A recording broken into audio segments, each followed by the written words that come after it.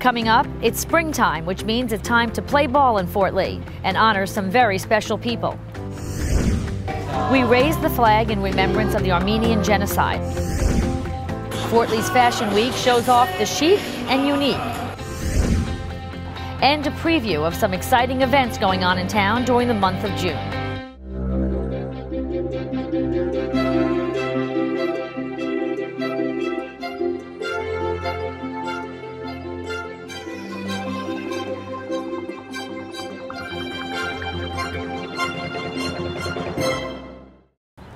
Opening day for both the American and National Little League was a time to pay tribute to two very special people in town. On April 14th, the American League paid tribute to the late Officer William Birch and his family by dedicating a new scoreboard in his name. Officer Birch was shot and killed in the line of duty in 1966. The scoreboard was donated by the Fort Lee PBA and purchased with proceeds from the William T. Birch Children's Fund. This was my second home. On April 21st, the National Little League held its opening day and honored a true legend in our town's youth baseball history. Morris Ginsburg dedicated more than 50 years of his life to coaching and mentoring young ball players on and off the field. I enjoy it more than the boys did. And I was always with them, get them straightened out, and go on the right path. He was always there to help his boys and teach them sportsmanship and how to play the game right. And he's one of the few that really did it right. Morris was a tough coach, but a great coach. He taught us what it was like not only to have respect for each other, but respect for the game of baseball itself. The Fort Lee Board of Education owns the National Little League field. When the league asked if they could rename the field after Morris, the board was happy to honor their request. He was a World War II veteran. He's just always been just an icon in the community, and you saw by the showing here today, players coming back from the '65 team, how much he meant to them. What advice can you give to the coaches today? The only advice I can give them is have patience with the kids. They're young, their mind is generating. Coaching is more than just teaching boys and girls how to play the game. It's teaching them sportsmanship, teaching them how to deal with other children in many different ways. The good coach is able to work with children, and the children adore the coach, and the parents like the coach. It's just more than just teaching the game. For me, it's more about just the game. It's about learning life lessons. The high school baseball team paid tribute to a former ball player whose life was taken tragically 4 years ago in a car accident.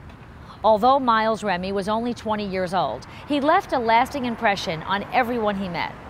It's going to sound kind of prejudiced because I'm his mom, but anybody that knows my son knew that he was someone special. A windscreen in memory of Miles now sits in the outfield of the Stillwell Avenue field, where Miles played during his 4 years at Fort Lee High School. The $5,000 screen was purchased through the Miles E. Remy Scholarship Fund. I couldn't have asked for a better tribute, to be honest with you. You know, Miles was that kid as he got older that he'd walk in a room and everybody would say, you know, Miles is here. He had a smile that was just unreal. And he was a very happy kid. I like to embrace his life. It's a great way to remember Miles. On April 21st, the Armenian flag was raised in front of Borough Hall in recognition of the atrocities suffered as a result of the Armenian Genocide and to help preserve the memory of its victims. In 1915, 1.5 million Armenians were killed as a result of the genocide. So they were perpetrated by Ottoman Turkey, which sort of wanted to take over that land and Turkify, so to speak, the people and the land and the culture. It would break our hearts in government if this event, if this gathering didn't take place here on an annual basis. You will always have a home here. Words from Mayor Sokolic were very reassuring to us that even after over 100 years back, that people still remember as to the atrocities and sufferings that my people, including my grandparents, have gone. Many countries have recognized this as for what it is, and unfortunately, you know, the United States has not to date. But on a local level, to have a town like Fort Lee do this for us is very remarkable and important. My great-grandmother on my mom's side, she and her family survived the genocide and they moved here to take refuge. And my great-grandmother actually bought land right here in Fort Lee, and the house that I still live in today was the house that she built as a result of the genocide. My dad passed away a couple months ago, unfortunately, very suddenly. He was a very proud Armenian. He was an immigrant, moved to Fort Lee, and he would have loved to see today. Fort Lee Fashion Week comes to a close tonight, and everyone is getting ready for the big event. Right now I'm fitting a model. We're going to be the third in the show, and I'm getting my pieces down, and I'm excited. Selected some of the dresses for the models because we had to do like a quick switch of models around it just because of the wardrobe that I brought in for the collection. I'm contouring him right now with just a few bronzers, like on the temples, on his nose. I wanted to give her something cute and flirty, you know, with a nice French braid and a tassel look to go along with it. So, you know, something bouncy. I'm a celebrity fashion stylist. We're happy to have you here in Fort Lee. Thank you so much. It's a pleasure to be here. So what are you doing right now? Hi, I'm just practice walking, look at my hair, makeup, make sure everything's perfect.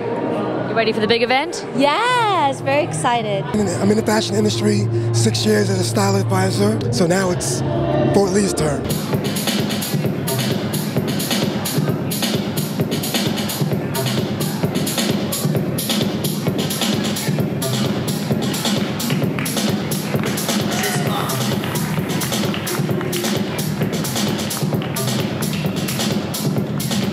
We just had a week of fashion, ending with a fashion show. The BDA, Fort Lee Business District Alliance, and the Chamber of Commerce came together and did an exciting thing that's never been done before. June 10th is Proud to Be Stigma-Free Day here in Fort Lee. Last year, the borough was declared a stigma-free zone to help alleviate the negative connotations of mental illness and increase dialogue so residents feel more comfortable seeking help, just as they would for any other illness.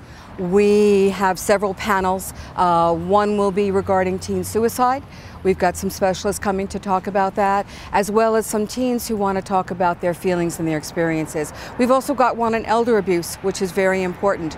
There's an entire room, a resource room of people in the community who help with these kinds of matters. We've got some free events that are fun as well that day, sound bowl, healing, and journey dancing. So we want to have some fun stuff going on as well. The event will take place at the Jack Alter Community Center from 9 a.m. to 3 p.m.